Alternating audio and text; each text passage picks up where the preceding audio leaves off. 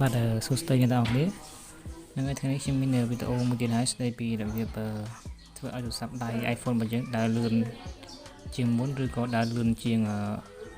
ពេលរងថ្ងៃធម្មតាហ្នឹងបាទពីខ្លះបងប្អូនគាត់ប្រើទូរស័ព្ទដៃយូរទៅគាត់មានលក្ខណៈដើរ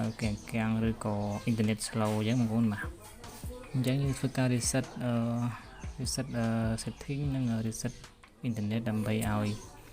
មានលក្ខណៈប្រកបដីដូចជាយើងទិញវិញបងប្អូនអញ្ចឹងមកខាងពេលយើងទៅធ្វើការ reset ទាំងអស់គ្នាបងចូលមកកាន់ setting មក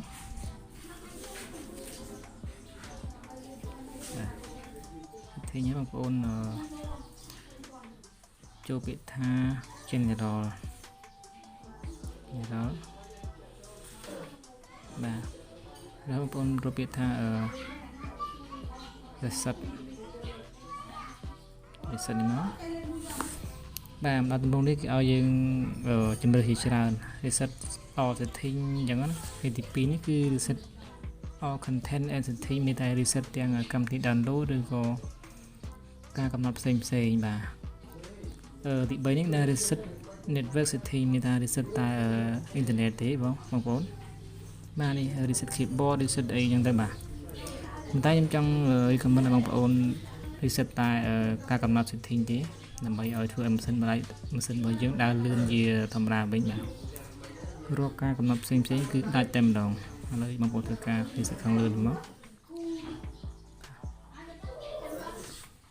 ហើយ reset ទៀត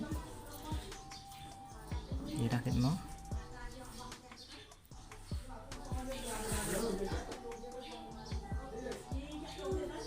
បាទខ្ញុំធ្វើគឺនៅលើទូរស័ព្ទដៃ iPhone 5 បាទគឺ version 12.4 បាទគឺ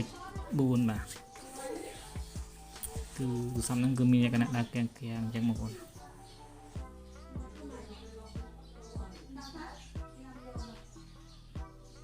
យើងធ្វើការរងចាំវិញបន្តិច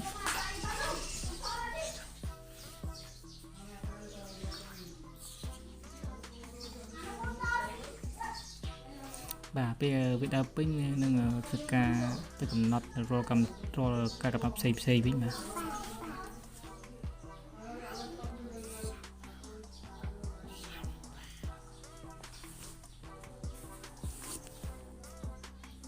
ឥឡូវវាអាចចិត្តពេញហ្នឹងបងប្អូនបាទពេលនេះគឺបានយើងបានដើរពេញហ្នឹងបងប្អូនបាទឥឡូវយើងថយទៅកាន់ home របស់យើងបាទពេល reset ទៅគឺវាអញ្ចឹងបងប្អូនconsole មកអូខេហើយបងប្អូនចូលកាន់ setting ដដែលណា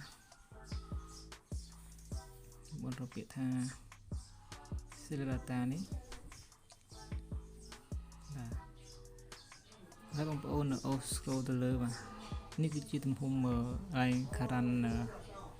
parent នេះគឺទំហំ megabyte របស់យើងប្រើអញ្ចឹងយើងធ្វើការ reset រាល់យើងបានប្រើប្រមាណអញ្ចឹងបងប្អូនអុកទៅលើមកអស់មកបងប្អូនគាត់จะឃើញពាក្យថានេះ reset strategic នេះបាទនេះអក្សរពណ៌ខៀវនេះហើយយើងកន្លែងក្រហមទៀតមក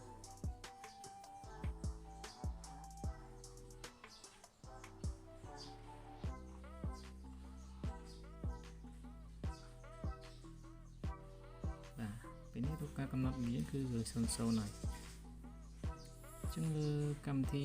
ណាដែលបងប្អូនអត់ប្រើយើងធ្វើការបិទវាមកដូចជាកាមេរ៉ានេះបិទមកបងប្អូនបាទដើម្បីអីដើម្បីឲ្យវាទាញនៅអ៊ីនធឺណិតរបស់យើងទូទៅកម្មវិធីណាយើងប្រើបានហើយបាទហើយបងប្អូនចូលឡើងដដែលហ្នឹងបាទបងប្អូនបិទឡើងនេះកន្លែងsaveបិទនេះមកនេះដើម្បីឲ្យសេវាយើងដើរលឿនវិញតមកយើងថយអស់មកអញ្ចឹងបាទហើយយើងចូលទៅកាន់កន្លែងselect data នេះហើយបងប្អូនចូលពាក្យថានេះកដាលនេះ select data option ហ្នឹងបាទហើយបងប្អូនទៅបើកកន្លែង data roaming នេះ កន្លែ បង check មកឡើងនេះខាងលើនេះតើវានៅទម្រង់ណាចឹងបងប្អូនទៅដាក់ tick នៅកន្លែងទម្រង់ LTE នេះបងប្អូនណាចឹងវាអូខេនឹងដល់បាទហើយថែវិញហើយបាទបន្តមកយើងទៅធ្វើការកំណត់ផ្សេងនេះបងប្អូនដាក់វិញហ្នឹងឥឡូវយើងតើមាន easy touch ទេណាខ្ញុំទៅកាន់ជំកាន់ general វិញបាទ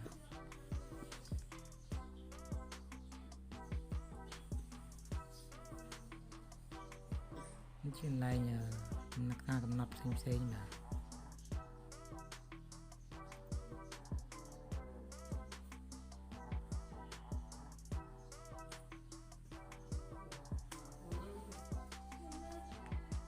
បាទកន្លែង LCD នេះបងប្អូនដើរវិញមកនេះតែព្រមផ្លាស់របស់យើងបាទទីថាច់នេះបងប្អូនបើកវិញមកនេះទីថាច់នេះបាទប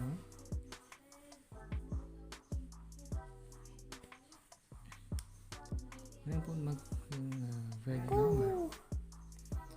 តាមយើងដើរមានតែយើងដើរលឿនជាងមុនហ្នឹងបងប្អូនបាទវីដេអូនេះមានតែប៉ុណ្ណេះទេបងប្អូនកុំភ្លេចជួយ subscribe និងដាក់រូបកណ្ដឹងម្នាក់មួយផងបាទសញ្ញាជីវហ្នឹងដើម្បីទទួលបាននៅវីដេអូស្ដីពីគន្លឹះប្រើប្រាស់ទូរស័ព្ទរបស់ខ្ញុំបានទៀតបាទសូមអរគុណ